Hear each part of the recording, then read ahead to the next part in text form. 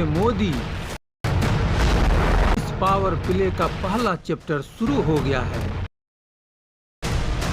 मोदी ने डंके की चोट पर कहा है, हमारी ताकत दुनिया देख रही है। नमस्कार महोदय, भारत की प्रधानमंत्री, आपको हृदय से मेरा नमस्कार और प्रणाम। Today, Guyana pursues similar ideals like Prime Minister Sri Narendra Modi. As President, I find commonality in the philosophy, Sabka Saath, Sabka Vikas, Sabka Vishwas, which is bringing everyone together, pursuing growth and development, and winning and building trust for everyone. Good governance with strong leadership that you are demonstrating. ये G20 summit से पहले का mega event है जिसमें nationalism का flavour है और इसलिए मोदी ने विदेशों में रहने वाले प्रवासियों को अभी से आगे का टास्क फोर्स दिया है।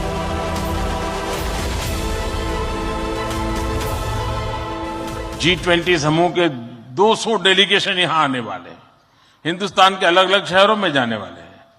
वापस जाने के बाद वहां पर रहने वाले प्रवासी भारतीय उनको बुलाएं, भारत में गए थे तो कैसा रहा, उनके अनुभव सुने। मैं समझता हूं कि उनके साथ हमारे बंधन को और मजबूत करने के लिए अवसर बन जाएगा।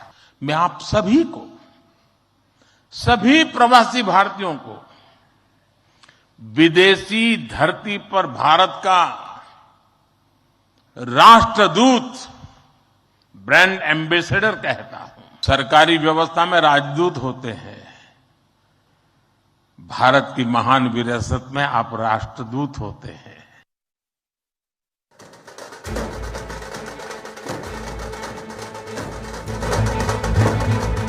दो 2023 में भारत ग्लोबल मैप में अपनी छाप छोड़ेगा और 24 आते आते मोदी वैश्विक लीडर के तौर पर अपनी छवि और भी ज्यादा मजबूत कर लेगा। ऐसा अनुमान क्यों लगाया जा रहा है, पहले इसे कुछ फैक्ट्स समझिए। आने वाले दिनों में भारत दुनिया की चौथी सबसे बड़ी अर्थव्यवस्था बन जाएगी। 2027 तक जर्मनी को पीछे छोड़ देगा। माननीय प्रधानमंत्री श्रीमान नरेंद्र मोदी जी के नेतृत्व में सचमुच में एक नए भारत का उदय हो रहा है।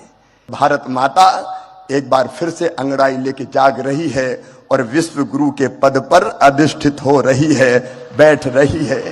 एक नरेंद्र ने कहा था और दूसरे नरेंद्र के रूप में आज सचमुच में प्रधानमंत्री नरेंद्र भाई के नेतृत्व में ये हो रहा है। पश्चिमी देश और रूस से अगर कोई कह सकता है तो वो केवल नरेंद्र मोदी जी कि युद्ध नहीं, शांति चाहिए। 2023 के सबसे बड़े पावर प्लेयर के तौर पर हिंदुस्तान कैसे आगे बढ़ रहा है, इसे पॉइंट से समझिए। सांस्कृतिक और राष्ट्रवादी के तौर पर भारत का पुनर्जागरण, चीन, जापान और रूस जैसे देशों ने राष्ट्रवाद को ग्लोबल पावर बनाया। ठीक इसी तरह 21वीं सदी में नए भारत का उदय हो रहा है। राष्ट्रवाद और समाजवाद अहम फैक्टर है। इस वक्त देश में कल्चर रिवाइवल हो रहा है। देखिए, ये इनिशिएटिव भारत सरकार का था। प्राइम मिनिस्टर मोदी का मैंडेट बड़ा क्लियर था कि हर हिंदुस्तानी नागरिक जो यूक्रेन में फंसा हुआ है उनको सही सलामत उनके घर पहुंचा दिया जाए। यूरोपियंस तो बहुत बहुत चक्के थे कि आपकी गवर्नमेंट, आपकी सरकार इतनी पैशनेट है आपके देशवासियों के लिए। हमने कहा यस, एंड नॉट ओनली उन्होंने ये चीज देखी कि कितनी पैशनेट है, बिकॉज मुझे नहीं लगता कि और कोई सरकार और कोई गवर्नमेंट ने इतना जबरदस्त इनिशिएटिव लिया इवैक्यूएशन का। इनफैक्ट ऑन द कॉन्ट्ररी हमारे पास अलग अलग नेशनल्स के बच्चे हैं, बांग्लादेश, सऊदी अरेबिया, यूक्रेन वाले भी आए कि हमें आप प्लीज इंडिया ले जाइए, क्या हम आपकी होटल में रह सकते हैं, क्या हम आपकी होटल में खा सकते हैं। तो भारत सरकार से बहुत क्लियर वो भी था इंस्ट्रक्शन कि कोई हमारे दरवाजे पे आवे तो हम नॉट ओनली हमारे बच्चों की बट हम सबकी मदद करेंगे। बहुत फर्क पड़ा है। मोदी जी के आने से लोगों को लगने लगा है कि India is has no boundaries, is growing so much in cleanliness, everything. आप देखिए कितना हम लोग आके सरप्राइज हो गए कि इंडिया इतना साफ हो सकता है। मोदी जी नहीं आते तो ये बदलाव नहीं आता। अच्छा, आपको लगता है? बिल्कुल। बस उन अच्छा काम कर रहे हैं और भारत के लिए बहुत अच्छा सोचते हैं और इंटरनेशनल लेवल पे उनकी अच्छी छवि है और अच्छा काम कर रहे हैं। फर्क पड़ता है। लोग जानते हैं उनके बारे में जानते हैं, उनका काम जानते हैं और उनको मान सम्मान मिलता है और पब्लिक में भी उनका काफी सम्मान है। ये वोटों के लिए नहीं है, ये वोटों के लिए नहीं है, ये देश के हित के लिए है, आपके हित के लिए है, किसानों के हित के लिए है, युवाओं के हित के लिए है, महिलाओं के हित के लिए है, दलितों के हित के लिए है। ये वो जो कर रहे हैं वो, लेकिन वो क्या कर रहे हैं? वोटों के लिए कुछ भी बोलो, क्योंकि लोग सुनते हैं और वो ये चाहते हैं कि जब तक लोग सुनते रहेंगे, वोट देते रहेंगे, ऐसे ही जुमले बोलते रहेंगे। सर 2024 के चुनाव में इसका कितना असर होगा? देश जुड़ रहा है, पूरा देश, शहर जुड़ रहा है, जिला जुड़ रहा है। अब पंचायत में भी हमारा पदयात्रा कार्यक्रम है, 2 महीना चलेगा पंचायत का कार्यक्रम, पदयात्रा कार्यक्रम।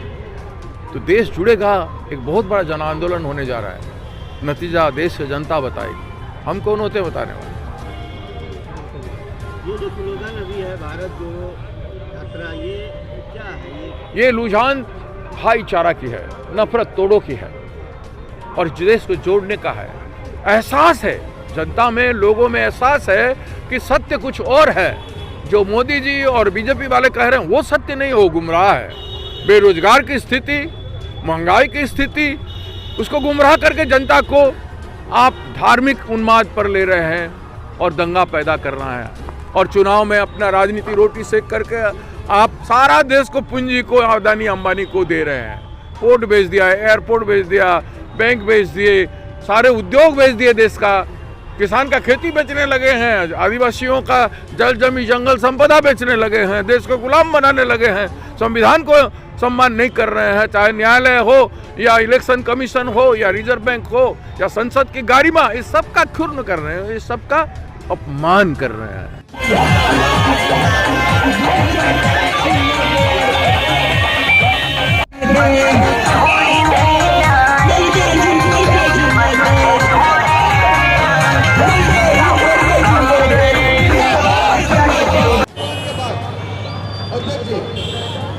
झंडा जो है मैं कहूँगा मेरे देश की झंडा की झंडा आप कहेंगे नहीं चलेगा दो रुपया। मैं करण बाबू ने आपके सामने रखा, मैं उसका तहे दिल से तायीद करता हूँ।